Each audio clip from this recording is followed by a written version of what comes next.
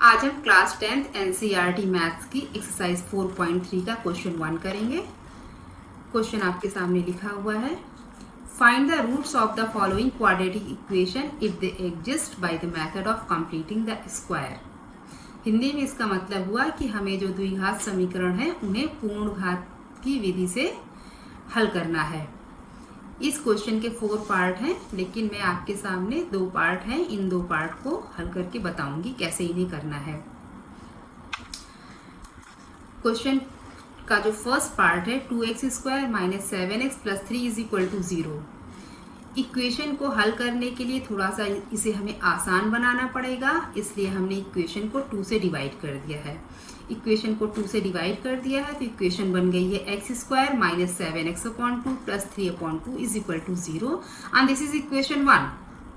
अब हमें फार्मूला याद करना है a + b का whole square and a - b का होल स्क्वायर। फार्मूले आपके सामने लिखे हुए हैं। हमारा काम है कि हम इस जो इक्वेशन हमारी क्वाड्रेटिक इक्वेशन है इसको हम आइदर a - b के होल स्क्वायर और a + b के होल स्क्वायर के रूप में बनाने की कोशिश करें। इसके लिए बिल्कुल अक्षरशः जैसे हमारी जो फर्स्ट टर्म है x² की, हमारी जो a + b का होल स्क्वायर या a - b के होल स्क्वायर में फर्स्ट टर्म है, स्क्वायर टर्म है a² है, तो हमारी इक्वेशन में भी फर्स्ट टर्म स्क्वायर की है x² की, एंड जो बीच वाली टर्म है उस टर्म को हमें 2ab के फॉर्म में लिखना है।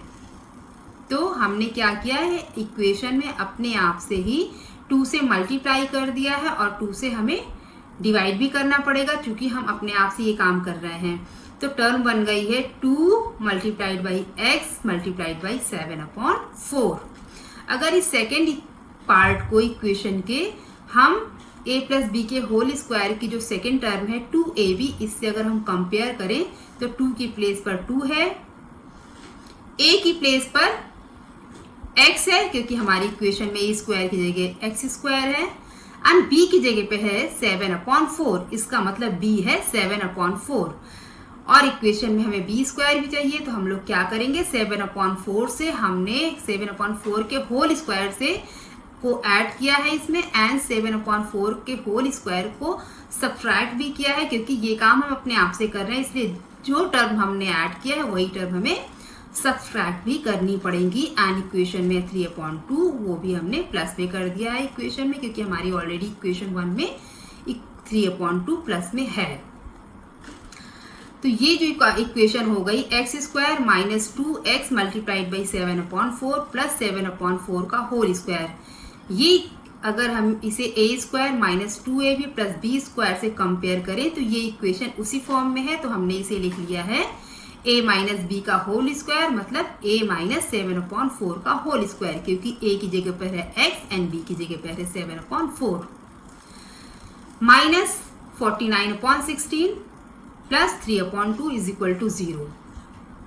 x - 7 का होल स्क्वायर - 49/16 + 3/2 को हमने जब सॉल्व किया है ये आ गया है 25/16 = 0। x - 7/4 का होल स्क्वायर - 25/16 को हम लोग लिख लेंगे 5/4 का होल स्क्वायर = 0। अब इक्वेशन में हम a² - b² का फार्मूला यूज करेंगे और ये है a + b ब्रैकेट में और सेकेंड ब्रैकेट में a - b।